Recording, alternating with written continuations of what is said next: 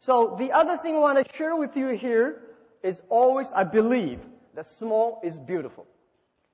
And this financial crisis, it's a disaster to big companies. This war in 21st century, I think in last century, it's big is better.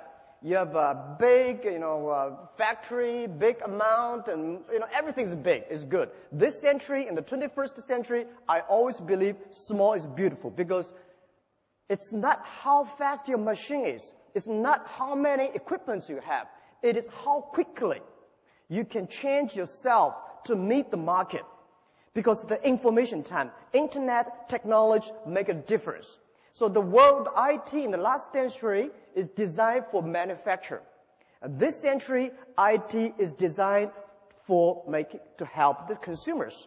So I think this is a disaster for big companies, century disaster for big companies, but it is a great opportunity for small business. For this financial crisis, we see a lot of big companies we never thought they would die. AIG, to me, it's like empire. How could that happen? Right? All the big car companies which we respect, we always want to be there. But today they all died. And let's look at the SMEs. We still feel painful, but we are happy in our heart because we still survive. And we heard so many stories about big companies giving trouble. And I see the society, the government paid too much attention to these big troublemakers. They are the troublemakers. And we give them enough support. Let them die. It's the time for them to die because they make troubles. Every big company, they have a different disaster, different problems. But all the SMEs have the same problems. They need understanding and support. This war is not fair. I know, so that's why I want to encourage everyone, all the SMEs here. I'm an SME. I have 8 kids. I'm still an SME. I still believe I'm small because when I'm small, I know I can be big. And I hate to be big, unfortunately. When I was a small company, only have 10, 20 people, I feel so excited. Well, I can call every employee's names, and I know everything I want to change. I can change it within half a minute. Now, terrible. When I was 20 years old, my friend said, your company is not big enough. If you are big, you're like a big boss. You're easy, right? You can control your time. Now my time is not controlled by myself. My time is controlled by all the meetings and secretaries and KPI, shareholders, all the things. It's much tougher than when you are small. So I always believe the first day love is very beautiful. Believe the first day love. When you're small, at least you can have time to go out, to go to cinema with your wife and the kids and enjoy a wonderful view. But when you're big, you always go to board meetings. And also, I would to say that I give you some today. I come here. People say, Jack, you did not prepare. Why you don't have a PPT? I never prepared PPT. I'm not good at the technology. I was trained to be a high school teacher. And the only thing I can know about a computer, funny thing is I'm running one of the biggest e-commerce companies in China, maybe in the world, but I know nothing about computer. The only thing I can know about computer is send, receive, email, and browse. That's it. Because I always say technology for people not working for technology. But today I come here as an entrepreneur, I'm prepared every day. I'm not prepared for the PPT because every time when I use PPT, something wrong, I cannot use it. So I come here to tell you my own experience. I want to share with you, as an 8 kids father, what I did when I have trouble. When I have trouble, I always remind me 3 things. Focus on your customer, serve your employees, and learn from your competitors. These are the key issues that I learned.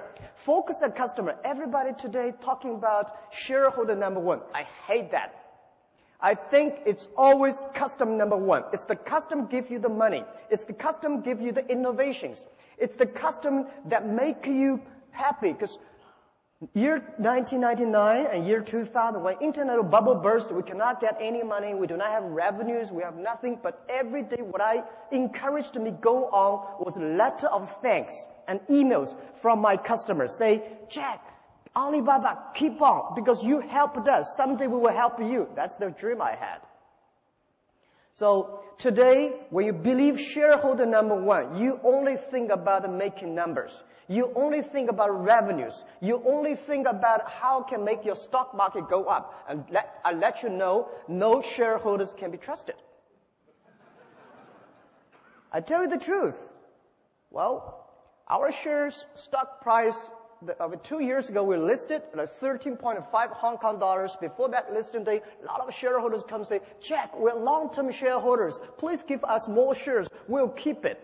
When the financial crisis time came, the day we IPO 13.45, we went up to $40 without doing anything good with 24 hours. And then the financial crisis came, $40 to $3 without doing anything bad. They all gone. Most of the shareholders, they're share traders. How can you trust on them? So rely on customers, because the customers stay with you. Customers grow up with you. Customers give you the money, give you the hope, give you the support. So focus on customer. And second is rely and serve your employees. It's your employee, it's your team that make the difference. That the employees, that make all the dreams realized.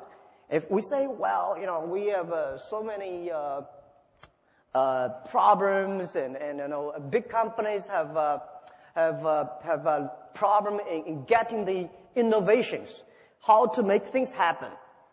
Well, because they did not listen to the employees. They focus too much on the shareholders. The shareholders, well, they give you this idea, that idea, and when you really do that idea, they're gone. And they change all the time, but your employees stay with you. I remember the tough days. It was so difficult, year 2002 or 2001. There's only one group of people that stay with me. That's my colleagues. And people say, Jack, you don't have to pay me for 2 years. I will still stay the company because you respect us, because the customer love us. And I tell you one funny thing.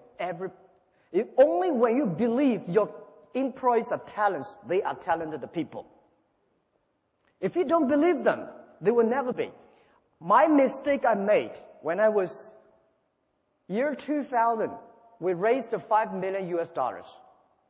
And that $5 million US, when we have money, we start to make mistakes. I try to hire as many talents as possible. Those talents are MBAs, those talents are vice president of multinational companies, because I believe if you have MBA, you must be good, right? But when I hire these guys, oh my God, it's terrible. These guys came telling you strategy. I only have $5 million. I remember one of the vice president of marketing said, Jack, this is the budget for next year's marketing. I said, what is that? $12 million US. I said, I only have $5 million. He said, I've never done any plan below 10 million. When something wrong, it's always your fault. Because you never know. So try to find the right people, not the best people, all the employees. You try to find. So if you try to hire great people in your own company, which your company is not good enough at that time, just like a poor Boeing 7, if you want to put a Boeing 747 into a poor tractor, when that grows, your tractor never fly into pieces. So my suggestion is that look at your employees, develop them. Only when they are developed, your company will be developed.